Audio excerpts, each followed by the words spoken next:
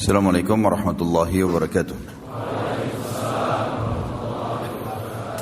Alhamdulillah, tidak henti-hentinya kita memuji Tuhan kita Allah sebagaimana layak Ia dipuji sebagai pencipta, zat yang paling pantas untuk dipuji, dicintai, dihormati dan ditunduki.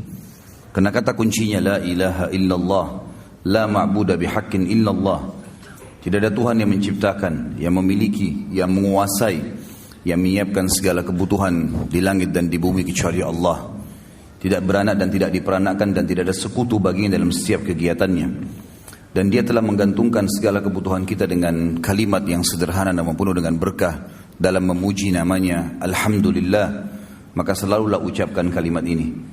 Juga kita panjatkan salam hormat kita selanjutnya kepada manusia terbaik, manusia yang paling pantas untuk dijadikan sebagai suri tauladan. Telah disempurnakan jalur nasabnya, fisiknya dan akhlaknya oleh Sang Pencipta dan dipilih secara langsung menutup risalah kenabian dan kerasulan. Dialah yang telah membawa kepada kita hukum halal haram sehingga kita punya panduan hidup, dan Dia telah menghabiskan 23 tahun dari masa hidupnya. 13 tahun fase Mekah semua dengan hinaan, cacian, dianggap penyihir, penyamun dan juga pendusta. Kemudian di fase Madinah 10 tahun dianggap sebagai atau masa penyempurnaan agama Islam. Sehingga kita mengetahui bagaimana jejak perjuangan yang luar biasa ini, dan wajar sekali kalau kita menghormati manusia terbaik ini. Terlebih lagi Sang Pencipta Allah telah menjadikan mengucapkan salam hormat kepada manusia terbaik ini sebagai ibadah, dan siapapun yang mengucapkannya akan dibalas 10 kali oleh Sang Pencipta Allah di saat itu juga. Artinya tambahan rahmat dan karunia. Maka sangat wajar kalau kita selalu membacakan salawat dan taslim kepada Nabi besar Muhammad sallallahu alaihi wasallam. Tidak pernah teman-teman sekalian kita melupakan syukur yang luar biasa atas nikmat Allah ini, karena kita sudah termasuk menyelesaikan sekian puluh serial sahabat. Semoga saja yang lalu-lalu semuanya ikhlas karena Allah dan diterima dijadikan sebagai tambahan amal kita pada hari kiamat. Dan bagi yang belum sempat mengikuti, silakan bisa diambil di YouTube insyaAllah, di-download gratis dan dibagikan juga. Kami harapkan tidak dikomersialkan sama sekali, karena kalau komersial kami tidak izinkan, demi untuk mendapatkan pahala bersama insyaAllah. Kemudian kita akan melanjutkan bahasan kita pada siang ini. Semoga Allah berkahi kepada pemimpin para syuhada Hamzah bin Abdul Muttalib radhiyallahu anhum. Hamzah, teman-teman sekalian, sosok yang susah sekali sebenarnya untuk digambarkan kepribadian. Penuh dengan semua kelebihan seorang laki-laki. Fisiknya kuat, kulitnya putih, tampangnya tampan. Ya. Kemudian orang yang memiliki prinsip dalam kehidupan. Benar-benar salah-salah. Dan Hamzah ini radhiyallahu anhu, nasabnya adalah Hamzah bin Abdul Muttalib bin Hashim, dan punya kunya Abu Umar atau Abu Ya'la. Ada dua.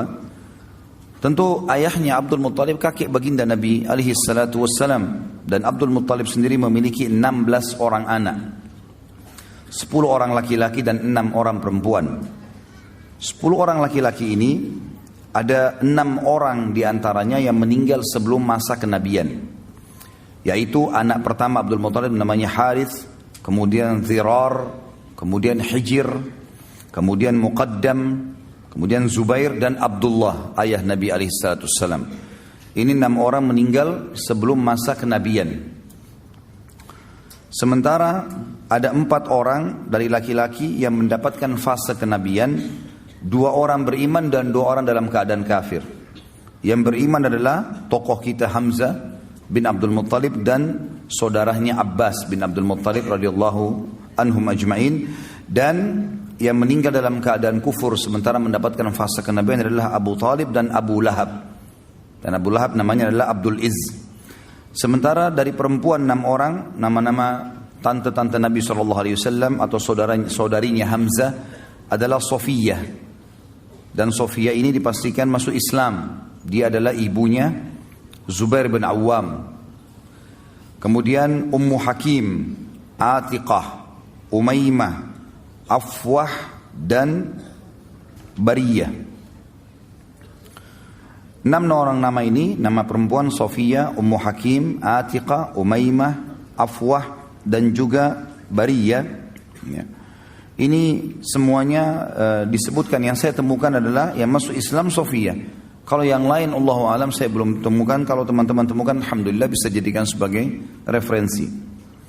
Ibu beliau bernama Hawla binti Wuhaib dari Bani Zuhrah, dan dia lahir bersamaan dengan lahirnya Nabi Muhammad alaihissalatu wassalam.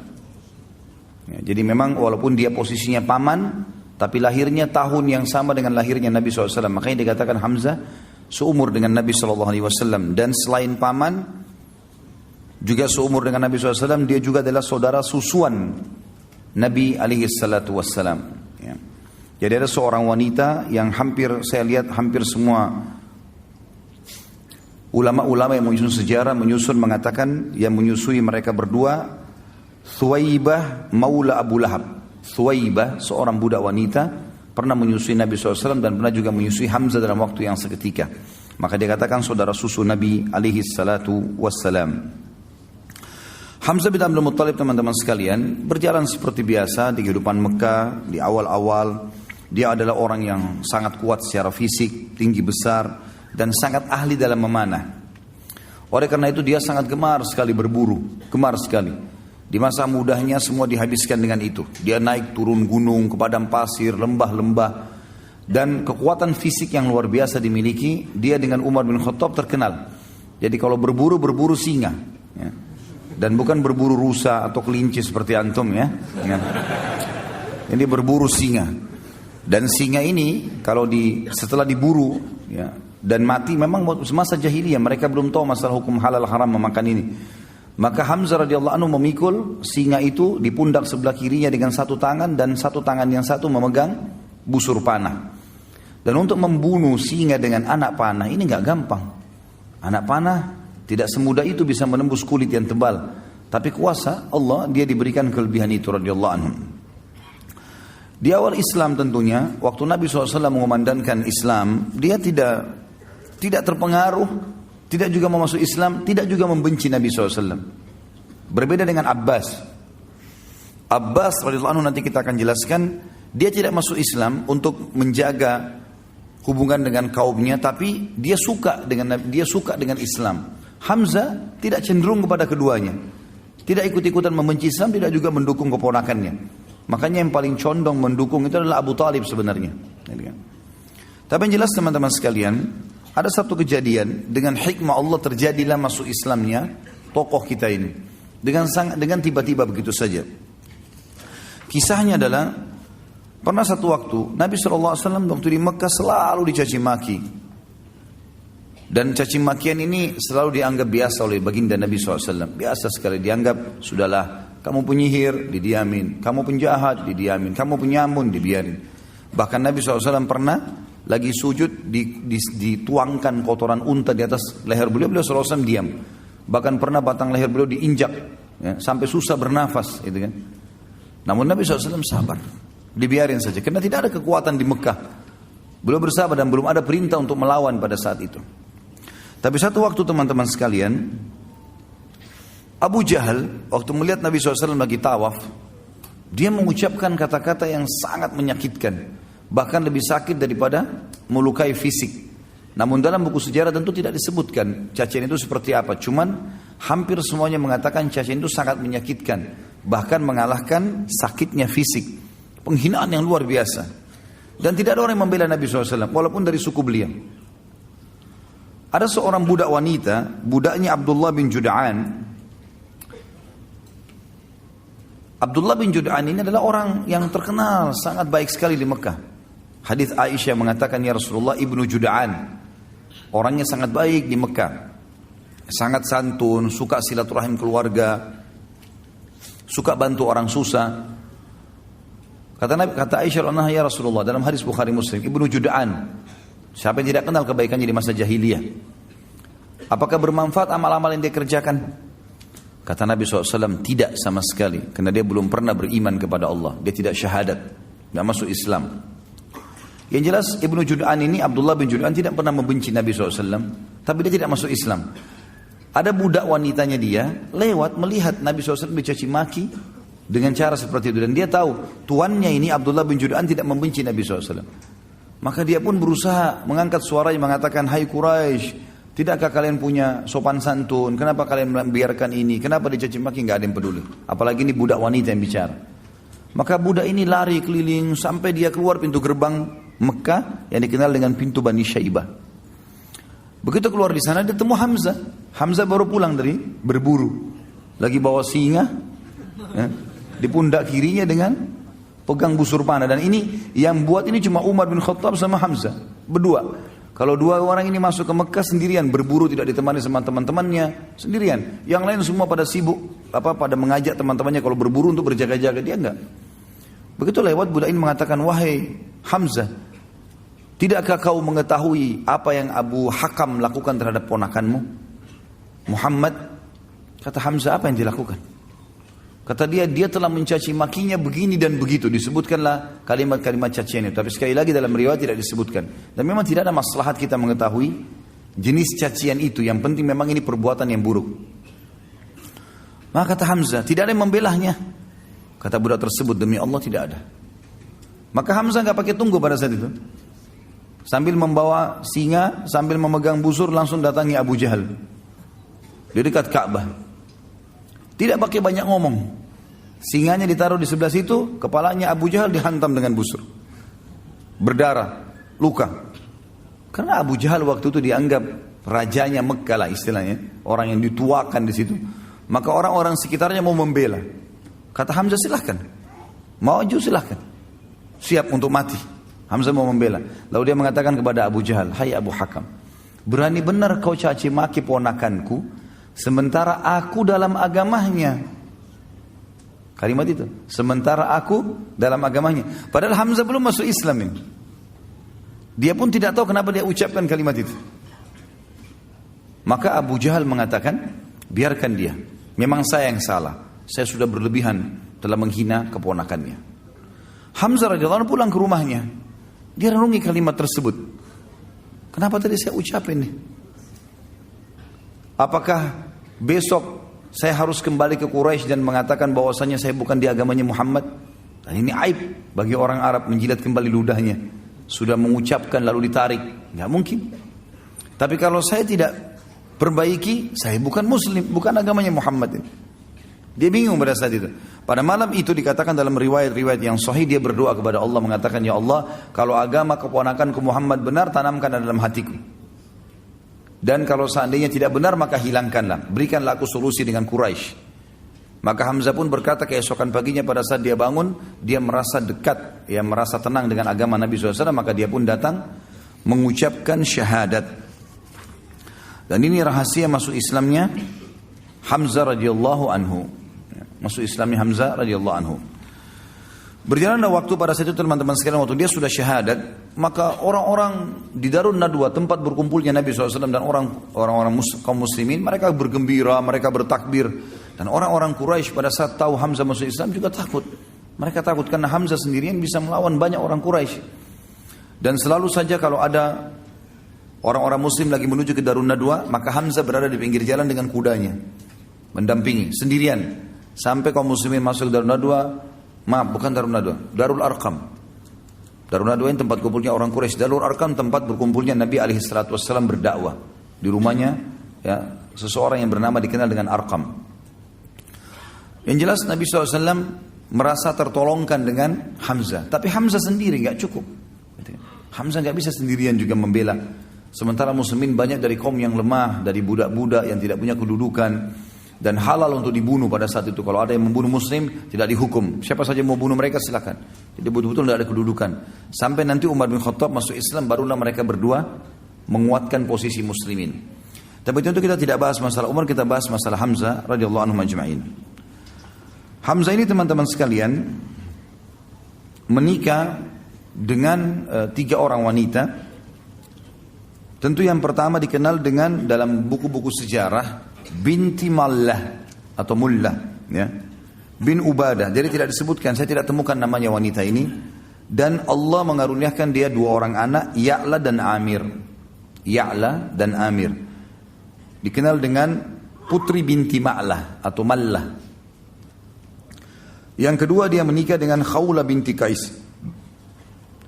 Dan Allah karuniakan dia anak satu namanya Umarah. Dan kemudian yang ketiga Salma binti Umais. Salma binti Umais. Dan dikaruniai anak Umamah. Jadi ada 3 orang istri. Putrinya ya, Malla bin Ubadah. Dan ada anak 2 Ya'la dan Amir. Dari istri yang kedua Khawla binti Qais. Dan ini dikaruniai anak Umarah. Dan juga Salma binti Umais dikaruniai Umamah. Jadi Hamzah di sini berarti memiliki kurang lebih 4 orang anak. 4 orang anak. Hamzah radhiyallahu anhu pada saat dikumandangkan hijrah oleh Nabi SAW ke Madinah, maka dia pun hijrah.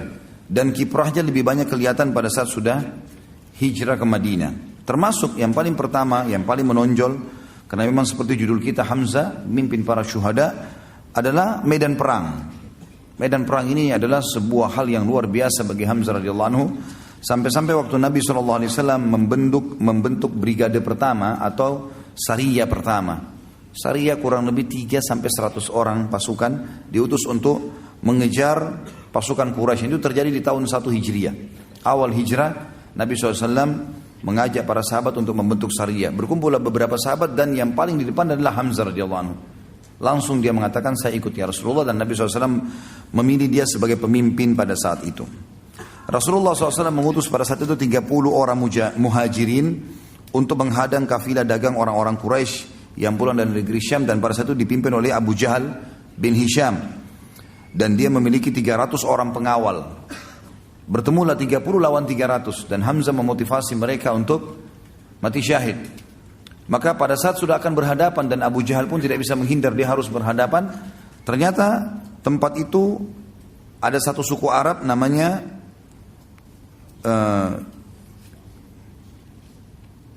pemimpinnya namanya Majdi bin Amir al-Juhani. Dan di sini suku adalah suku al-Juhani, berarti sekutu pada saat itu, ya, sekutu kedua belah pihak. Dia sama Muslim punya urusan kerjasama, sama Quraisy juga ada urusan kerjasama. Lalu Majdi berusaha masuk di tengah-tengah lalu mengatakan tidak ada peperangan di wilayah saya. Kalau mau berperang silakan di luar, tapi di sini jangan. Di tempat suku saya, kekuasaan saya tidak boleh. Maka terjadilah pada saat itu terpisah dan tidak bisa atau tidak jadi peperangan. Dan Hamzah pulang sesuai dengan instruksi Nabi SAW. Kalau kafilah Quraisy dapat, serang, ambil. Kalau enggak, maka pulanglah. Dan juga kita perlu ketahui di sini teman-teman sekalian, baginda Nabi SAW membentuk, kalau setiap kali mau serang kafilah Quraisy, itu umumnya yang dijadikan pemimpin dan dijadikan sebagai pilihan untuk bisa menyerang adalah orang-orang Mekah. Karena memang mereka punya hak. Dan di sini perlu kita luruskan pemahaman yang mengatakan seakan-akan umat Islam atau Nabi SAW menghalalkan merampok. Ini bukan merampok. Karena umumnya muslimin yang hijrah ke Madinah, hartanya di Mekah diambil semua. Termasuk Nabi SAW. Rumahnya Nabi sendiri diperjualbelikan oleh Quraisy, diambil. Rumah Nabi, rumahnya Khadijah dulu besar sekali di Mekah. Khadijah termasuk orang nomor 1 paling kaya di Mekah. Tapi diambil, direbut oleh orang-orang Quraisy dan diperjualbelikan. Diambil oleh tokoh-tokoh mereka lah. Maka Nabi SAW menyuruh para muhajirin mengambil hak mereka kembali. Karena biasanya kafilah-kafilah dagang ini yang pergi ke negeri Syam, itu yang punya adalah pemimpin-pemimpin Quraisy. Termasuk Abu Jahal, Abu Sufyan, Umayyah bin Khalaf dan seterusnya. Maka Nabi SAW menyuruh muhajirin untuk menyerang. Ini maksudnya. Jadi tidak ada sama sekali unsur merampok di sini. Dan jangan disalahfahami teman-teman sekalian. Mungkin ada orang mengatakan, kan Nabi SAW dulu sering utus ya menyerang kafilah-kafilah Quraisy. Berarti sekarang kita boleh menahan atau mengambil, merampas dagangannya orang kafir. Ini pemahaman yang salah ini. Ya. Tidak boleh seperti itu. Di sini ada alasan syar'i. Kalau satu suku, satu negara memang dasarnya mengambil, merampas hak kita lalu kita menyerang, itu berbeda. Itu hukum yang lain. Kemudian teman-teman sekalian, kiprah di perang yang lain adalah Badr. Kiprah di perang Badr. Perang Badr terjadi di Ramadan tahun 2 Hijriah. Nabi SAW mengajak siapa saja yang mau dari penduduk Madinah untuk keluar. Muslimin. Terkumpul waktu itu bersama Nabi SAW 313 orang. 314 bersama baginda Nabi SAW. Setelah itu termasuk salah satunya adalah Hamzah.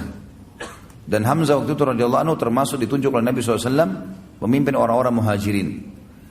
Berangkatlah mereka ke Badr dengan tujuan mengejar kafilahnya Abu Sufyan, yang pada saat itu dikawal kurang lebih 200 atau 300 orang juga. Kemudian pas tiba di wilayah Badr, kafilah Abu Sufyan lolos. Allah sebutkan panjang lebar dalam surah Al-Badr surah Al-Anfal tentang perang Badr ini. Bahkan Allah menamakan dengan perang atau hari Furqan yang membedakan antara kebenaran dan kebatilan. Allah juga menyebutkan tentang perang Badr ini kalau murni di situ ada campur tangan Allah dalam perang Badr. Allah mengatakan dalam surah Al-Anfal, "A'udzubillahi minasyaitonirrajim walau tawa'adtum lakhtalaftum fil mi'ad, walakin liyaqdiyallahu amran kana maf'ula." Kalau kalian saling janjian antara pasukan muslim sama pasukan Quraisy, maka kalian tidak akan mungkin bertemu. Karena dua-duanya belum pernah berperang. Maka agak sulit jiwa pada saat itu untuk berperang. Allah SWT ingin menjadikan perang Badar pemicu supaya muslimin berani untuk mempertahankan kebenaran setelah itu. Yang jelas saudaraku seiman, keluarlah 314 orang ini tiba di wilayah Badar. Ternyata kafilah Abu Sufyan berhasil lewat lembah, gunung, lereng dan berhasil lolos. Tapi sebelumnya Abu Sufyan mengirim surat ke Mekah, kemudian meminta agar Abu Jahal dan grupnya ini semuanya untuk datang, dan terbentuklah 1000 pasukan perang. Beda antara pasukan perang dengan baju besinya, dengan topi besinya, dengan perlengkapan anak-anak panah yang banyak, pedang beberapa beberapa pedang yang dipersiapkan kalau patah, kalau jatuh, itu semua persiapan perang. Kalau persiapan menyerang kafilah beda. 314 orang menyerang 300 orang, berarti berimbang kekuatan atau bahkan muslimin lebih banyak. Cuma tanpa disangka mereka keluar, bahkan banyak di antara sahabat tidak pakai baju besi sama sekali. Ada di antara mereka tidak sama sekali pakai penutup kepala kecuali imamahnya saja. Tidak ada besi yang dipakai karena cuma menyerang kafilah. Apalagi bersama Nabi SAW gitu. Pas tiba di wilayah Badar, lolos kafilah Abu Sufyan. Abu Sufyan berhasil mengirim surat, ternyata sudah keluar 1000 orang pasukan dari Mekah. Dan mereka cuma dipisahkan dengan sebuah gunung yang lebih dekat dengan Madinah namanya Udwatid Dunia, dan yang lebih jauh di seberang gunung namanya Udwatil Quswa. Seperti itulah kurang lebih. Yang terjadi teman-teman sekalian, muslimin tiba di Udwatid Dunia dan musyrikin tiba di Udwatil Quswa. Kafilah sudah lewat. Ya. Kata Allah dalam surah Al-Anfal, "A'udzubillahi minasyaitonir rajim, antum bil udwatid dunya wa hum bil udwatil quswa war rakbu asfala minkum." Ingatlah ketika kalian muslimin tiba di wilayah dunia, sisi gunung yang lebih dekat dengan Madinah, dan orang-orang musyrik Mekah yang 1000 pasukan di Quswa, di sebelahnya gunung, dan rakbu kafilah asfala minkum, lebih rendah dari kalian, maksudnya sudah berhasil lolos. Ya. Kalau kalian saling janjian maka tidak akan terjadi. Maka ringkas cerita teman-teman sekalian, Allah Subhanahu Wa Taala menyampaikan kepada Nabi Muhammad SAW kalau ada pasukan sudah tiba, gitu kan? Lalu Nabi SAW bermusyawarah dengan para sahabat, bagaimana saran kalian? Sekarang kafilah sudah lolos, yang ada di depan kita pasukan perang 1000 orang, kafilah 300 orang sudah lolos, nggak ada harta, nggak ada apa-apa. Ini pasukan yang kita hadapi. Bagaimana pendapat kalian? Abu Bakar berdiri mengatakan, "Ya Rasulullah, pergi kemana saja yang anda mau." Umar juga mengatakan, "Ya Rasulullah." Mikdad mengatakan, "Ya Rasulullah." Hamzah pun mengatakan, "Ya Rasulullah, jalan." Kami setuju semua. Sampai Nabi SAW mengatakan, "Berikan pendapat." Lalu orang-orang Ansar mengatakan, "Ya Rasulullah." Karena ini baru pertama kali orang-orang Ansar ikut bersama Nabi SAW. Biasanya kalau menyerang kafilah selalu orang-orang Quraisy, orang muhajirin saja. Tapi kali itu orang Ansar diberikan kesempatan. Maka berdirilah Sa'ad radhiyallahu anhu mengatakan, "Ya Rasulullah, seakan-akan anda menginginkan kami orang Ansar." Kata Nabi SAW, "Iya, tentu saja." Lalu kata Sa'ad, "Ya Rasulullah, perintahkan apa saja. Anda mau kemana saja perintahkan, kami akan ikut. Kami bukan berarti mau membela anda di Madinah saja. Di mana saja kami akan bela anda. Kalau seandainya anda pun turun ke lautan, anda perintahkan kami akan ikut." Maka Nabi SAW pun senang pada saat itu, persiapan perang sudah akan terjadi.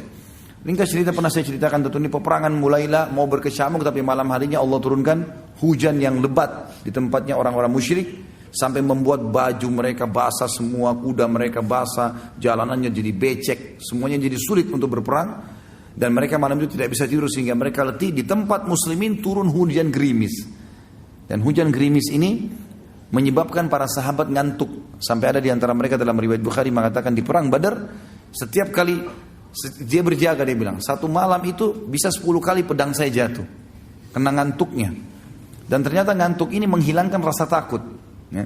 Menghilangkan rasa takut. Orang kalau sudah ngantuk sekali, dia akan tidur di pinggir jalan, dia akan tidur di hutan, pokoknya ngantuk sudah gak mau tahu gitu kan. Ya. Tapi kalau orang gak ngantuk ini susah, gitu. Maka ngantuk ini Allah SWT sebutkan dalam surah Al-Anfal juga, amanatan nu'asan, itu ngantuk yang membuat kalian bisa tenang. Maka tanah di tempat muslimin menjadi basah biasa saja, dan padang pasir kalau kering sekali berat untuk dilewatin, kalau basah sekali juga berat, becek melengket semua di sendal dan seterusnya.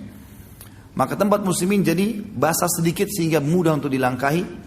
Juga mereka bisa istirahat malam itu, orang musyrik tidak. Bertemulah pasukan keesokan harinya, 1000 melawan 300. Nabi SAW sempat berdoa di kemah beliau. Berdoa, tentu ini kisahnya panjang. Perang Badar sudah saya pernah ceritakan dan ada juga di Sirah Nabawiyah yang sudah kita paparkan panjang lebar insya Allah di YouTube. Yang jelas Nabi SAW berdoa mengatakan, ya Allah, kalau seandainya Engkau membinasakan mereka ini ya Allah, maka tidak ada lagi yang bisa menyembahmu di muka bumi. Maka selamatkanlah, menangkanlah. Abu Bakar sempat mengatakan, ya Rasulullah, tenangkan diri Anda, Allah sudah menjanjikan kok. Ringkas cerita, Nabi SAW tertidur sejenak, lalu bangun, lalu tersenyum. Kata Abu Bakar, kenapa ya Rasulullah? Kata Nabi SAW, berita gembira, Allah sudah menjanjikan. Kalau kita berhadapan sama musuh ini, kita pasti menang. Kalau kita pun mengejar kafilah, kita pasti dapat. Salah satunya. Berarti pasti nggak mungkin tidak lolos gitu. Berkecamuklah pada saat itu Nabi SAW bertakbir, mengatur. Strategi perangnya adalah, Nabi SAW, orang Arab biasa tradisi begini dulu kalau perang. Pasukan menyerang nih. Kalau ada yang menyerang dari depan, maka mereka tunggu, bertahan. Menahan dengan tangkisan, dengan perisai mereka. Setelah itu musuh mundur, mereka kasih kesempatan, baru mereka menyerang lagi. Datang lagi nebas, nyerang, kemudian kembali lagi. Begitu terus. Nanti dari situ dilihat kalah atau menangnya. Tentu di peperangan sederhana sekali ya. Tapi Nabi SAW mengatur strategi yang berbeda. Kata Nabi SAW, jangan mulai penyerangan. Semuanya duduk di bawah. Duduk di bawah, mereka sambil pegang perisai. Di bagian depan orang-orang yang pegang tombak dan pedang. Di bagian belakang para pemanah. Dibagilah oleh Nabi SAW. Orang-orang Quraisy bingung, belum pernah berperang dengan orang di medan perang duduk. Biasanya orang berhadapan. Dihantam, pukul, kemudian mereka mundur. Seperti itulah. Tapi akhirnya mereka mau berperang gitu kan. Sebelum berperang, ternyata ada 3 orang, ada 1 orang dulu dari Quraisy. Orang ini teman-teman sekalian, orang yang pertama mati dan pertama dinilai sebagai penghuni neraka. Ya. Jadi jangan contoh ya orang itu. Ya. Namanya Al-Aswad bin Abdul Asad Al-Makhzumi. Al-Aswad bin Abdul Asad Al-Makhzumi. Waktu pasukan sudah mau bergerak, tiba-tiba dia maju ke depan. Dia henuskan pedangnya sambil menantang muslimin. Dan dia bersumpah atas nama Lat dan Uzza, atas patung-patungnya, saya akan minum dari sumur orang-orang itu. Maksudnya kaum muslimin. Karena di belakang pasukan muslim ada sumur. Mereka nggak ada sumur gitu. Dengan sombongnya gitu kan. Siapa yang akan menantang saya? Tanpa banyak bicara. Hamzah keluar. Hamzah tahu siapa orang ini di Mekah. Walaupun dia, ini Al-Aswad terkenal orang yang mahir menggunakan pedang gitu kan. Hamzah terkenal menggunakan panah gitu. Hamzah tidak terlalu mahir dalam masalah pedang, tapi panah iya gitu, umumnya gitu. Tapi dia bisa. Maka Hamzah pada saat itu menunjukkan kemahirannya dalam pedang. Biasanya dengan panah gitu. Maka Hamzah pun maju dan dalam hitungan beberapa waktu saja sudah dikalahkan Al-Aswad ini. Orang-orang Quraisy kaget, mereka taunya Hamzah ini biasanya itu tahu mana. Kok sekarang kemahiran pedangnya luar biasa. Al-Aswad terkenal dengan pedang, kalah. Dan akhirnya Hamzah menebas kedua betisnya. Terputus betisnya dan Hamzah biarin. Ini orang ngucur darah, bunuhlah saya. Kata Hamzah tidak. Biarin. Rupanya dia untuk memenuhi sumpahnya, dia terus merangkak ke depan pasukan muslimin. Maksudnya dia mau buktikan kalau dia mau bisa minum gitu kan. Kan tadi dia sumpah, dia harus minum air di tengah-tengah muslimin. Begitu dekat sumur Hamzah bunuh gitu. Supaya sumpahnya tidak terpenuhi gitu. Melihat kejadian tersebut, ada 3 tokoh Quraisy yang lain maju lagi. 3 orang yang maju ini saudara adik kakak dengan anak gitu. Yang dikenal dengan Utbah bin Rabi'ah, Syaibah bin Rabi'ah dan Al-Walid bin Utbah. Utbah bin Rabi'ah dan Syaibah bin Rabi'ah adik kakak. Kemudian Al-Walid bin Utbah anaknya Utbah. Jadi kalau kita susun itu Utbah bin Rabi'ah dengan anaknya Walid bin Utbah. Kemudian ada saudaranya Utbah namanya Syaibah bin Rabi'ah. Keluarlah 3 orang ini dengan menggunakan semuanya topi besi, tinggal matanya yang kelihatan. Siapa yang mau menantang duel? Baiklah. Keluar dari muslimin 3 orang, dari Ansar semuanya yang keluar. Auf ibn Harith dan Muawwidh bin Harith. Ini Auf dan Muawwidh, kalau antum pernah dengar yang saya juga sampaikan di masalah perang Uhud, mereka lah berdua yang menebaskan pedangnya ke Abu Jahal, ya, yang umurnya masih 15 sama 16 tahun. 2 orang yang sangat pemberani luar biasa. Auf bin Harith dan juga Muawwidh bin Harith. Gitu. Ada yang mengatakan namanya Mu'ad dan Muawwidh, tapi yang jelas namanya sama saja. Ini intinya 2 orang. Dan yang ketiga adalah Abdullah bin Rawaha. Keluarlah mereka, karena mereka tidak pakai imam, tidak pakai topi besi. Mereka keluar tadi mau kejar kafilah saja. Maka kelihatan wajahnya. Orang-orang yang 3 orang tadi, Utbah, Syaibah dan Walid, tidak kenal orang-orang ini. Siapa kalian? Mereka sebutin. Kalau mereka juga punya nasab yang baik di orang-orang Ansar. Lalu tiba-tiba Syaibah mengatakan, hai Muhammad, keluarkan dari suku kami. Kami nggak mau dari orang-orang Madinah ini, jangan. Orang dari suku kami yang setimpal dengan kami. Maka Nabi SAW mengatakan, berdirilah hai Ubaidah. Ubaidah adalah sepupu Nabi SAW. Dan umurnya memang sudah lebih tua dari Hamzah. Kemudian kata Nabi SAW, berdirilah wahai Hamzah dan berdirilah wahai Ali. 3-tiganya dari keluarga Nabi SAW. Untuk menunjukkan kepada mereka, bukan orang sembarangan saya kirim, keluarga saya juga. Saya akan korbankan mereka. Tanda kutip di sini ya, berkorban di jalan Allah maksudnya. Maka pergilah 3 orang ini berhadapan. Lalu karena ketiganya ini mengatakan, siapa kalian? Hamzah memperkenalkan diri. Apakah kalian melupakan saya? Saya Hamzah. Mereka sudah tahu siapa Hamzah. Yang satu Ali. Ali memang masih muda. Lalu yang satu Ubaidah. Ubaidah terkenal. Orang mereka sudah tahu. Maka Ubaidah pun akhirnya melawan Utbah. Nah Ubaidah yang paling tua, dia melawan Utbah bin Rabi'ah. Lalu Hamzah melawan Syaibah bin Rabi'ah. Dan Ali bin Abi Thalib melawan Al-Walid bin Utbah. Dalam sekejap saja, baru beberapa kali serangan dari Utbah ini, atau dari Syaibah ini, dihindari oleh Hamzah dan Hamzah berhasil membunuhnya. Ali bin Abi Thalib pun dalam sekejap setelah Hamzah langsung membunuh Al-Walid. Tinggal Ubaidah bersama dengan Utbah. Gitu kan? Tinggal 2 orang ini. Maka yang terjadi adalah dua-duanya saling menghantamkan pedang dan akhirnya dua-duanya luka. Pada saat luka dan terjatuh, maka Hamzah dan Ali menyelamatkan Ubaidah, dibawa ke pasukan muslimin, lalu kemudian keduanya kembali untuk membunuh Utbah. Dan terbunuhlah 3 orang tokoh Quraisy pada saat itu. Dan pada mereka lah teman-teman sekalian turun firman Allah surah Al-Hijr. Tepatnya kepada Hamzah, Ubaidah dan Ali radhiyallahu anhum ajma'in. Surah Al-Hijr yang berbunyi ayat 19, A'udzu billahi minasyaitonir rajim, hadzani khasmani ikhtasamu fi rabbihim. Al-ayat. Sebagaimana diriwayatkan oleh Imam Bukhari 4743, Imam Muslim 3033 dan Ibnu Majah nomor 2835 dari Abu Dzar radhiyallahu anhu bahwa dia bersumpah tentang duel 1 lawan 1. Pada saat itu Muslim masing-masing bersumpah untuk melawan dari 3 orang Quraisy dan orang-orang Muslim akan menjawabnya. Maka Allah turunkan di medan perang pada saat itu ayat ini, yang berarti inilah 2 golongan orang mukmin dan orang kafir yang bertengkar. Mereka bertengkar mengenai Rabb mereka. Maka turunlah ayat ini pada Hamzah dan 2 rekannya, golongan mukmin, dan Utbah dan 2 rekannya, golongan kafir, ketika mereka berduel satu sama yang lainnya. Tentu setelah itu teman-teman sekalian terjadilah hikmah yang sangat besar dari Hamzah radhiyallahu anhu. Orang-orang Quraisy sudah tidak lagi duel, mereka mulai memicu motivasi dengan yel-yelnya untuk menyerang. Akan mereka untuk bersiap-siap dan tetap duduk. Maka orang Quraisy mulai menyerang. Begitu mereka menyerang, karena orang di bawah mereka bingung mau menyerang seperti apa.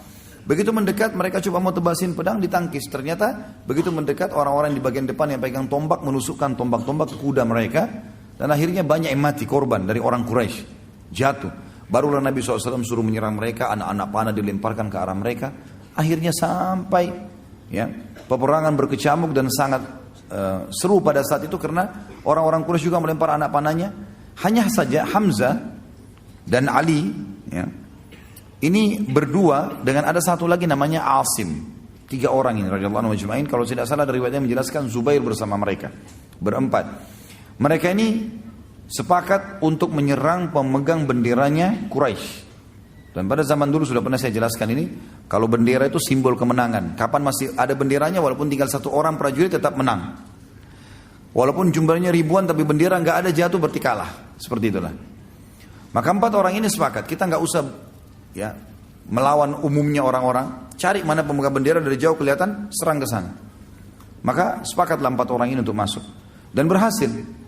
Yang memegang kebetulan bendera ini adalah suku Abdiddar. Suku Abdiddar ini teman-teman sekalian adalah Abdiddar sama Abdul Manaf, saudara kandung dalam jalur nasabnya Nabi SAW. Abdul Manaf dan Abdiddar sekandung. Dari Abdul Manaf turun dan Nabi SAW, Hamzah dan semuanya ini. Dari Abdiddar turun yang lainnya gitu ya. Tapi yang jelas dua ini dulu ini bersaudara dan satu jalur. Yang memegang bendera yang dalam keadaan kafir suku Abdiddar, artinya masih keluarganya Hamzah. Keluarganya Ali radhiyallahu anhu. Tapi Hamzah di sini luar biasa, tidak mempedulikan lagi di kancah peperangan masalah kebenaran, walaupun keluarga sudah beda di sini. Beda kalau di ajang dakwah itu lain. Di kehidupan kita seperti sekarang lagi tenang itu tidak ada masalah, kita tidak boleh berperang. Tapi di kancah peperangan sudah beda kasusnya. Sudah nggak ada lagi perbedaan di sini. Yang jelas teman-teman sekalian, Hamzah pun akhirnya menyerang pemegang bendera pertama dan biasanya pemegang bendera ini orangnya sangat kuat. Karena kalau bendera jatuh berarti jadi masalah. Dalam sedikit saja gerakan Hamzah berhasil membunuhnya. Dibantu dikelilingi oleh 3 orang sahabatnya, Ali, Subair dan juga Asim. Yang satu lagi berdiri, ada 11 anak orang dari turunan Abdiddar ini yang siap untuk ya. Ini kalau tidak salah nama ayahnya Talha, Abu Talha dikenal. Maka dibunuhlah yang pemegang bendera kedua, yang ketiga, yang keempat sampai 11 orang pemegang bendera dibunuh semuanya. Dan dari 11 orang ini 9 orang dibunuh oleh Hamzah. Gitu kan? Hamzah adalah yang membunuhnya. Padahal Nabi SAW sudah mengatakan tidak akan bersatu antara seorang muslim dan kafir di neraka. Siapa yang berhasil bunuh satu orang kafir di kancah peperangan, kalau jihad yang benar, maka tidak akan bersatu antara dia sama kafir itu di neraka. Artinya dijamin masuk surga. Hamzah membunuh 9 orang pada saat itu. Ali membunuh 1, Zubair 1, Asim 1. Gitu kan? Yang lainnya 1-1. Hamzah 9. Pada saat 9 orang itu sudah jatuh, gitu kan? 11 orang itu sudah mati terbunuh. Tinggal ada 1 orang budak lagi. Budak dari Abdiddar. Badannya sangat kekar, dia memegang bendera tersebut lalu dia menggoyangkan. Ya. Pada saat dia lagi menggoyangkan itu, yang mengejar budak ini adalah Asim. Hamzah dengan Ali dan Zubair sudah melihat, oh sudah selesai. Bendera sudah jatuh, nggak mungkin. Mereka pas mau balik ternyata budak ini berdiri. Asim lah yang mendekati.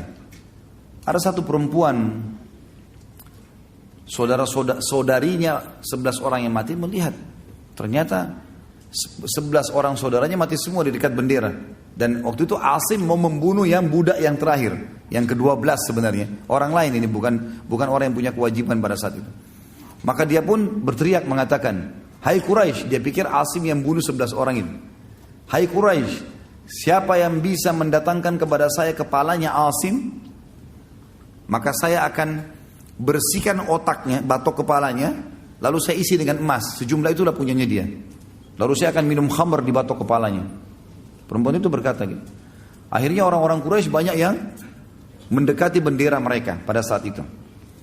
Dan berhasil, pada saat itu orang-orang Quraisy banyak mengejar Asim dan Asim sempat mundur, ya, artinya mencari lowongan kesempatan untuk menyerang yang lainnya. Sampai akhirnya orang-orang Quraisy terkalahkan pada saat itu karena budak ini berhasil dibunuh lagi oleh Hamzah. Jadi Hamzah memanuver dari belakang pasukan dan membunuh budak ini sehingga bendera jatuh. Dan waktu itu sudah tidak ada lagi berani yang memegang bendera karena bendera ini tertancapkan dan di situ ada 12 orang yang memang ditugaskan Quraisy untuk memegang bendera. Maka kocar-kacirlah pasukan ini, bubar semuanya, gitu kan. Jadi kita bisa katakan teman-teman sekalian, kemenangan di Badar disebabkan oleh siapa? Setelah Allah SWT, Hamzah. Karena Hamzah membunuh 10 orang sekarang. 9 tadi dari memegang bendera, yang satu ini adalah budak yang juga memegang. Dan akhirnya gara-gara itu lemahlah pasukan Quraisy, terkalahkan mereka. Pada saat itu teman-teman sekalian, menanglah muslimin dan dikatakan dengan hari Furqan. Dan Nabi SAW mengatakan, Allah telah memberitahukan kepadaku bahwasanya penghuni Badar yang hadir di Badar boleh berbuat apa saja dan Allah sudah maafkan kesalahan mereka. Dan Hamzah adalah salah satunya. Ternyata pada saat pulang ke Mekah, Abu Sufyan merasa terpukul karena di perang Badar Semuanya tokoh-tokoh mereka mati. Abu Jahal, Umayyah bin Khalaf, tadi Utbah bin Rabi'ah, Syaibah bin Rabi'ah, Al-Walid. Ini semua tokoh-tokoh Quraisy. Mati semua. Ya, Quraisy banyak sekali, sekitar 70 atau berapa orang yang mati semuanya. Maka Abu Sufyan bilang, jangan ada yang bersedih. Nanti muslimin merasa tamak dengan kita. Kita harus bentuk pasukan, tahun depan serang. Tahun depannya, tahun 3 Hijriah terjadilah perang Uhud. Ya. Waktu pasukan Quraisy keluar dari Mekah jumlahnya 3.000 orang, Nabi SAW mendapatkan wahyu untuk perang Uhudnya. Nabi SAW musyawarah dengan para sahabat, dihadiri juga oleh Hamzah pada saat itu. Ini orang-orang Quraisy sudah keluar dari Mekah nih. Mereka sudah menuju ke Uhud, dan Uhud itu masih wilayah haram. Wilayah haramnya Madinah, tapi di luar pintu gerbangnya Madinah. Jadi kalau Madinah dulu ada benteng yang besar, Uhud di luarnya, pas keluar pintu gerbang langsung Uhud. Walaupun dia masuk wilayah haram, makanya sekarang masuk wilayah Madinah. Quraisy sudah akan menuju ke situ dan sebentar lagi tiba. Maka Nabi SAW musyawarah dengan para sahabat. Jadi perjalanan Mekah Madinah itu 3 hari. Ini tinggal 1 hari lagi perjalanan Quraisy akan tiba dan Nabi SAW dapat wahyu. Maka yang terjadi apa jalan keluarnya? Keluar menghadapi atau bertahan di benteng Madinah? Bermusyawarah. Begitu Nabi SAW mengatakan bagaimana pendapat kalian? Yang paling pertama bicara Hamzah. Radhiyallahu anhu, ya Rasulullah, keluar saja hadapi mereka. Apa yang harus kita takuti? Gitu. Ada beberapa orang di antara sahabat yang setuju dengan pendapat itu. Ada juga yang mengatakan tidak ya Rasulullah. Kita bertahan saja di Madinah. Di antaranya yang banyak mau bertahan di Madinah pada saat itu adalah orang-orang munafik. Orang-orang munafik. Ya. Tentu ada di antara sahabat yang normal, artinya bukan munafik. Tapi kebanyakan mendapat orang munafik ini. Nabi SAW sempat bilang, saya bermimpi semalam. Saya melihat pedang saya bengkok. Kemudian ada sapi yang disembelih.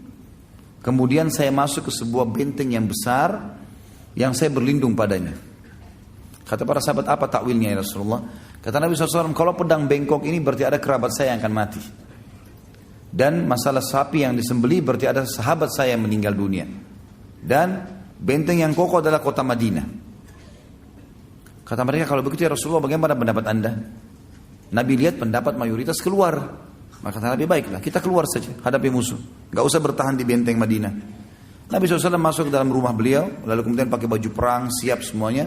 Suruh Aisyah siapin semua perbekalan. Begitu beliau keluar, rupanya para sahabat sempat diskusi. Di antaranya Hamzah. Kayaknya kita sudah memaksa Nabi SAW keluar. Nabi sepertinya lebih cenderung untuk tidak keluar, bertahan di Madinah gitu kan. Maka kata Hamzah, coba kita ke rumah Nabi SAW. Bicara coba. Siapa tahu memang beliau tidak mau keluar. Tapi Nabi SAW pas Hamzah tiba di rumahnya Nabi sudah keluar. Di atas kuda, sudah pakai baju besi, sudah pakai perisai, pegang perisai pedang dan seterusnya. Maka kata mereka Hamzah dan teman-temannya, ya Rasulullah, kayaknya kami memaksakan anda keluar. Kalau anda mau tinggal di Madinah nggak masalah. Maka keluarlah hadis Nabi SAW yang mulia, tidak layak bagi seorang Nabi yang sudah pakai baju perang, masih punya pilihan ragu untuk tidak berperang melawan musuh. Kalau sudah pakai baju perang begini nggak ada ceritanya, nggak boleh lagi dibatalin, gitu kan? Tidak layak seorang nabi sudah mempersiapkan untuk perang lalu kemudian dia membatalkannya sampai Allah menunjukkan dia kayak menang atau musuhnya yang menang. Maka akhirnya pasukan pun keluar. Teman-teman sekalian, masuklah pada saat itu di wilayah Uhud. Nabi SAW keluar dari benteng. Kalau kita ibaratkan misal kotak di depan saya ini, ya, mic ini misalnya adalah kota Madinah, keluar di sebelah kanannya itu adalah Uhud, di sebelah kirinya adalah kota Mekah. Pasukan musuh datang dari sana untuk menyerang Madinah. Nabi SAW keluar dari pintu gerbang sebelum mereka tiba beberapa saat, lalu memanuver dari perkebunan kurma yang ada di sekitar gunung Uhud. Mutar, termasuk ada kebunnya satu orang munafik yang ngotot supaya pasukan muslim tidak lewat di situ. Tapi Nabi SAW suruh pasukan lewat, gitu kan? Kata Nabi SAW, kebetulan dia buta matanya dan caci maki Nabi SAW, caci maki Islam. Tapi ngaku Muslim, kata Nabi SAW, ini orang buta matanya dan buta hatinya. Ya. Maka Nabi SAW lewat dengan pasukan sampai manuver ada di depannya Uhud. Dia sudah menghadap ke Mekah, gitu kan? Pasukan Quraisy itu tiba melihat kejadian tersebut, mereka juga sudah mengatur balik. Tadinya mau menyerang Madinah, sekarang menghadap ke pasukan muslimin. Tentu kita sudah tahu di perang Uhud Nabi SAW taruh 50 pemanah di atas gunung pemanah. Nanti akhirnya ada 43 orang yang turun dan meninggalkan instruksi Nabi SAW sehingga menyebabkan kalah. Kemudian ada 7 orang yang dibunuh oleh pasukan Khalid bin Walid. Yang jelas pasukan Quraisy 3.000 orang, 2.800 di kancah peperangan, 200 orang di sebuah lembah di dekat Gunung Pemana dipimpin oleh Khalid bin Walid pada saat itu. Dengan Amr bin As, dua orang ini terkenal pada saat itu, nanti dia masuk Islam tentunya. Itu sebagai pimpinan Quraisy yang di dalam pasukan 200 orang. Di antaranya Ikrimah bin Abi Jahal. Dan sudah kita jelaskan pada pertemuan yang lalu. Yang jelas teman-teman sekalian, terjadilah pada saat itu pasukan bertemu, ini 650 orang lawan 2.800. Sekali lagi, kiprah Hamzah radhiyallahu anhu luar biasa. Hamzah melakukan hal yang sama di perang Badar, mencari mana pemegang benderanya Quraisy. Dia sepakat lagi sama Ali, Zubair, Asim, yang lalu-lalu semuanya, dan ada beberapa orang sahabat sampai 7 orang siap untuk menyerang bendera. Begitu takbir, percikan takbir, maka terjadilah pada saat itu peperangan dan berhasil membunuh banyak sekali pemegang bendera. Setiap pemegang mati, setiap pemegang mati. Akhirnya Quraisy kocar-kacir. Ditambah lagi dengan pemanah yang 50 orang di atas ini luar biasa. Memanah ke arah pasukan Quraisy. Kalau 50 anak panah lepas dan tepat sasaran, 50 orang mati seketika. Dan orang-orang pemanah ini mahir, melempar panah, cabut lagi dengan cepat sekali. Dalam satu kotak bisa 100 panah, gitu kan. Ini kemahiran yang luar biasa sebenarnya. Akhirnya Quraisy kocar-kacir, dan pada saat itu para sahabat menggambarkan, kami melihat kancah peperangan kosong, nggak ada sama sekali Quraisy. Bahkan mereka meninggalkan kaum wanita mereka. Termasuk tradisi orang Arab pada saat itu sangat aib meninggalkan wanita di kancah peperangan. Lebih baik dia mati daripada meninggalkan perempuan. Tapi waktu itu perempuan semua kelihatan tidak bisa lari. Laki-lakinya semua sudah lari pakai kuda, gitu kan. Maka mereka naik ke bukit-bukit kelihat. Para sahabat tentu memunguti harta rampasan perang, dan terjadilah hal yang diinginkan dengan hikmah Allah Subhanahu wa taala. Turunlah 43 orang dari pemanah tadi. Hamzah dengan teman-temannya 650 orang ini, kurang lebih 600 orang pasnya, karena 100 orang ada di belakang. 600 orang ini semuanya ya mengejar musuh yang 2000 itu. Memastikan mereka agar jauh dari Madinah, gitu kan. Begitu dikejar. Hamzah termasuk yang mengejar tadi. Ada sebagian orang yang memungut harta rampasan perang, sekitar mungkin 100 orang kalau kita total jumlahnya, bersama dengan 50 orang pemanah di atas. Maka yang 43 orang dari pemanah mengatakan kayaknya sudah habis nih, sudah nggak ada lagi musuh. Ayo kita turun. Abdullah bin Jubair, pemimpin mereka di atas bukit pemanah, mengatakan jangan. Rasulullah SAW menginstruksikan jangan turun, menang atau kalah. Maka mereka mengatakan tidak ada lagi, hai Abdullah, apalagi mau ditunggu. Mereka turun, akhirnya berkhianat di sini tanda kutip. Lalu Khalid bin Walid melihat kejadian tersebut, putar dari lembah, naik ke atas gunung, membunuh 7 orang. Kemudian Khalid bin Walid menyerang dari belakang. Pada saat diserang dari belakang teman-teman sekalian, maka 600 orang tadi sudah jauh ke depan. Yang di bawah sisa 100-an saja. Maka ini diserang oleh Khalid bin Walid. Terjadilah pada saat itu korban yang sangat banyak, luka, mati dan seterusnya. Lalu bendera orang Quraisy yang jatuh diangkat oleh Khalid bin Walid dengan pasukannya. Lalu pasukan Khalid terbagi 2. Ada yang menyerang Nabi SAW yang berada di dekat bukit Uhud. Ada yang menyerang, menghabiskan atau berusaha membunuh kurang lebih 100 orang sahabat yang ada di situ. Pada saat itu bendera berdiri dari jarak jauh. Yang 2000 orang tadi yang lari itu melihat bendera berdiri lagi di kancah peperangan. Mereka kembali. Dan pada saat mereka kembali, pasukan muslimin yang mengejar juga melihat, kok bisa kembali lagi. Mereka lihat ke belakang, ternyata bendera Quraisy berdiri. Mereka berusaha kembali duluan ke kancah peperangan sebelum orang-orang ini tiba gitu. Nah pada saat itu terjadi 2 hal yang besar. Terjadi tabrakan antara pasukan muslim yang melarikan diri dari dikejarnya oleh Khalid bin Walid dengan pasukan 600 sahabat yang kembali. Sampai ada beberapa sahabat yang mati pada saat itu korban karena kesalah bunuh gitu. Ada sahabat yang membunuh sahabat Nabi yang lain karena tidak faham. Tapi ini dimaafkan oleh Allah SWT tentunya melalui lisan Nabinya Muhammad SAW. Ringkas cerita, rupanya sebelum berangkat pasukan Quraisy, ada satu orang yang sangat jengkel sekali dengan Hamzah. Dan orang ini sebenarnya Jubair bin Mut'im. Ya. Jubair bin Mut'im ini punya paman terbunuh pada saat itu di Badr dan dibunuh oleh Hamzah. Maka dia berkata kepada budaknya yang bernama Wahsy, berangkatlah bersama orang-orang jika engkau membunuh Hamzah, paman Muhammad, demi membalas dendam pamanku yang bernama Thuaimah bin Adi yang dibunuh oleh Hamzah, maka engkau akan merdeka. Waktu masih di Mekah. Dan kebetulan memang si Wahsy ini orang yang sangat mahir. Saking mahirnya dia melempar tombak sampai dikatakan dia bisa melempar tombak memasuki sebuah lubang besi yang diputar dengan kencang, gitu kan? Kemudian dia bisa melempar dan bisa masuk ke tengah-tengahnya tanpa harus memberhentikan goyangannya besi itu. Jadi saking cepatnya, jadi besi bulat diikat dengan tali kemudian diputarin dengan kencang. Itu sementara berputar dia bisa lempar tombak melewati tengah-tengah lubangnya tanpa memberhentikan goyangnya lingkarannya besi itu. Jadi sangat luar biasa terampilnya. Maka dia mengatakan kau akan bebas. Kata Wahsy, saya pun pada saat itu tidak berpikir apa-apa masuk kancah peperangan kecuali harus bisa membunuh Hamzah. Karena saya bebas, saya nggak ingin berperang. Waktu Hindun binti Utbah, istrinya Abu Sufyan. Ayahnya dia Utbah bin Rabi'ah yang terbunuh pada saat duel di Badr, gitu kan. Utbah ayahnya dia dibunuh oleh Hamzah karena waktu Utbah duel sama Ubaidah kan terluka. Lalu kemudian waktu Ubaidah diselamatkan oleh Hamzah dan Ali, Hamzah menusuk Utbah. Syaibah pamannya Hindun juga dibunuh oleh Hamzah. Al-Walid saudaranya dia dibunuh oleh Ali, gitu kan. Maka dua orang sini ayah dan pamannya dibunuh oleh Hamzah.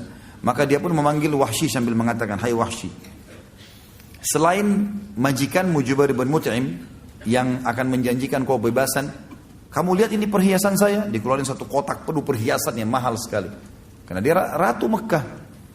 Ini semua jadi milikmu asal kau bunuh Hamzah. Kata Wahsy pada saat itu, saya benar-benar cuma berpikir pada saat itu bagaimana saya bisa mendapatkan kebebasan dan mendapatkan harta ini. Itu saja yang saya pikirin.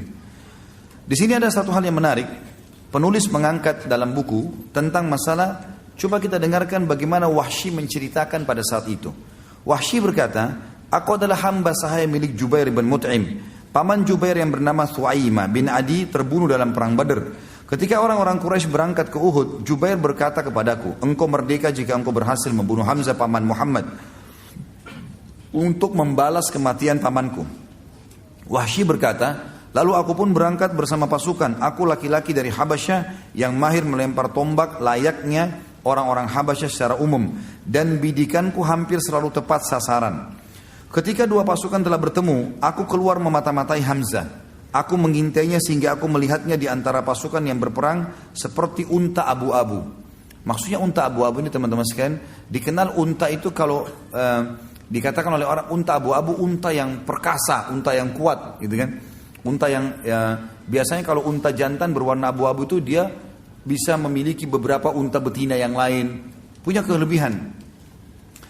Dia memporak-porandakan musuh seperti atau dengan pedangnya, dia memporak-porandakan musuh dengan pedangnya dan tidak ada yang bisa menahannya. Demi Allah, kata Wahsy. Ini Wahsy cerita setelah masuk Islam ya. Dia mengatakan, demi Allah saat itu aku sedang mengincar dan menginginkannya. Aku bersembunyi di balik pohon atau batu agar dia mendekat kepadaku.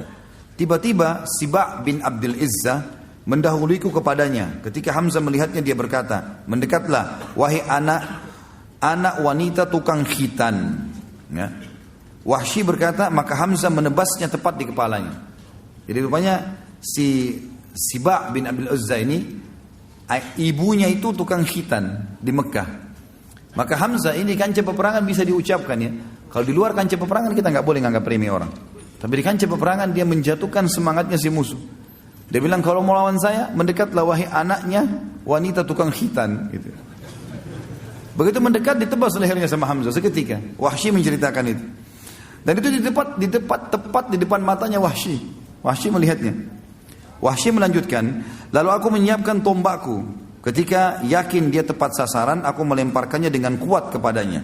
Tombak itu tepat bersarang di pusar perutnya sampai tembus ke balik tubuhnya.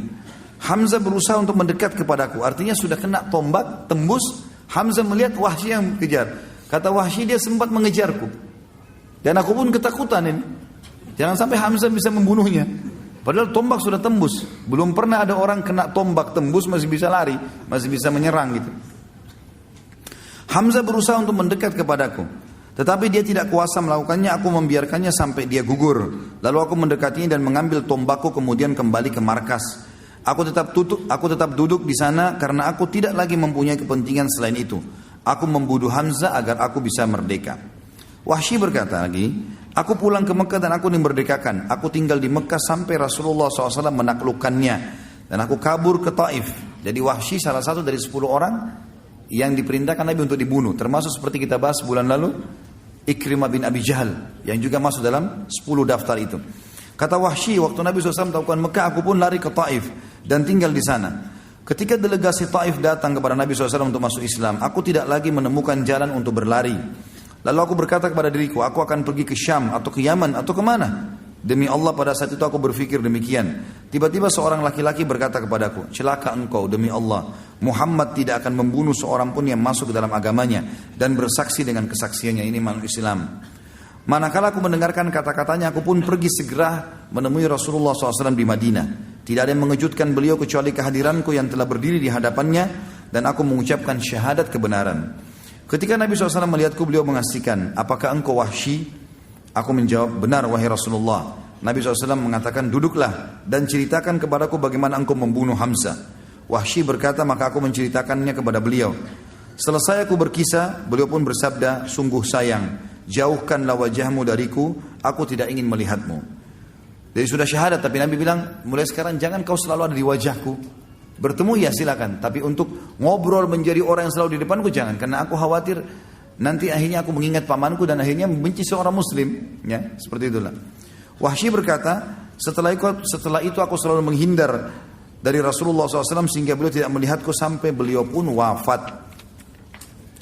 Wahsy berkata, masih lanjutan satu paragraf lagi, ketika kaum muslimin berangkat untuk menyerang Musailamah al-Kadzdzab. Jadi di zaman Nabi SAW meninggal ada orang yang mengaku sebagai nabi tapi dusta, namanya Musailamah al-Kadzdzab.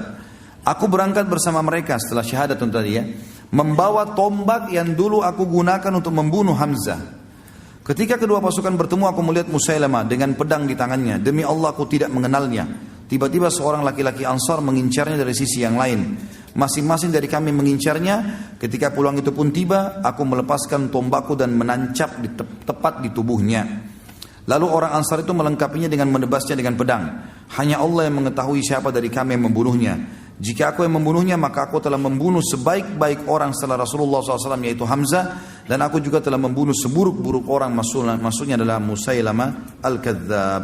Dan ini sanadnya kuat, disebutkan oleh Ibnu Hisham dalam kitab sirahnya, Ibnu Athir juga dalam Usudul Ghabah, dan Ibnu Abdul Bar juga dalam Al-Isti'ab, ya. Dan seterusnya ada beberapa orang yang menyebutkan masalah ini. Dalam riwayat lain teman-teman sekalian dikatakan Wahsy berkata, pada saat aku berusaha menombak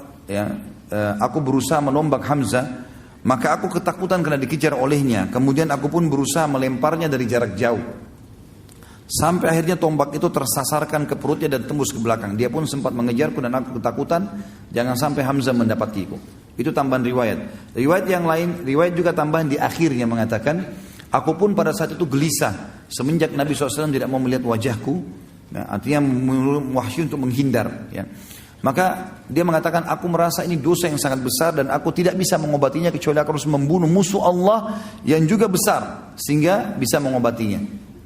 Maka pada saat terjadi perang melawan Musailamah al-Kadzdzab di zaman Abu Bakar radhiyallahu anhu, maka aku pun ikut dan aku pun mencari Musailamah al-Kadzdzab sampai aku melihatnya dan aku mempersiapkan tombakku yang aku gunakan untuk membunuh Hamzah dulu dan aku melemparkan di titik yang sama. Jadi dulu di perutnya, ini juga di perutnya. Sampai tembus ke belakang. Sebagaimana dulu Hamzah terbunuh. Kemudian aku mencabut tombakku dan aku pun mengatakan kalau aku membunuhnya. Dan ada orang Ansar datang menebasnya dengan pedang. Maka aku mengatakan aku telah membunuh manusia yang paling buruk sebagai balasan telah membunuh manusia yang terbaik. Maksudnya Hamzah. Seperti itulah riwayatnya. Teman-teman sekalian, pada saat Hamzah radhiyallahu anhu mati di sini, terbunuh mati syahid, maka Nabi SAW waktu lihat jenazahnya dalam sebuah riwayat yang sahih, riwayat Bukhari, kata Umar bin Khattab, kami belum pernah mendengarkan Nabi SAW menangis terisak-isak seperti pada saat melihat jasad pamannya Hamzah. Ternyata muslimin terdesak. Pada saat perang sudah mulai banyak yang kalah, maka muslimin terdesak. Dan Nabi SAW kita tahu dipukul oleh Ibnu Qami'ah, ya, sampai pelipis beliau berdarah alaihissalam, pipi beliau tertancap dengan besi, ya, sampai Abu Talha menarik dengan giginya, gitu kan. Talha bin Ubaidillah menarik dengan giginya, gitu kan, sampai giginya tanggal. Kemudian ada beberapa sahabat-sahabat yang membela Nabi SAW sampai akhirnya terdesak sekali karena pundak kanan dan pundak kiri Nabi dipukul oleh Ibnu Qami'ah. Dan ini sudah kita ceritakan pada saat menceritakan sahabat Nabi Mus'ab bin Umair radhiyallahu anhu. Ringkas cerita muslimin naik ke atas gunung dan akhirnya Abu Sufyan mengatakan terjadi. Tentu ada dialog di situ, tapi yang jelas kita ringkaskan saja. Kata Abu Sufyan, telah terjadi mutilasi di pasukan kalian dan itu bukan saya yang perintahkan. Saya tidak larang, saya juga tidak perintahkan. Maka jangan bawa-bawa ini kepada saya gitu. Ternyata memang Hindun pada saat mendengarkan, melihat Wahsy mengatakan, "Hai Wahsy, di kancah peperangan, apa kau berhasil membunuh Hamzah?" Dia bilang, "Iya, berhasil." Kata Hindun, "Mana dia?" "Cari jasadnya." Dicari jasadnya, gitu kan. Dan ditemukan Hamzah, ternyata dia meletakkan bulu burung merpati di baju besinya. Itu ciri khasnya beliau. Dan nanti dikenalnya Hamzah juga pada saat itu karena adanya bulu itu yang dipenuhi dengan darah. Maka Wahsy pun mengatakan, "Itu sana, yang di dadanya ada bulu merpati." Hindun pun mendekat, lalu Hindun menyuruh agar hidungnya dipotong, radhiyallahu anhu, kemudian juga dibelah dadanya dan dikeluarkan jantungnya. Ya, Hindun pun berusaha memakannya karena jengkelnya ayahnya dan pamannya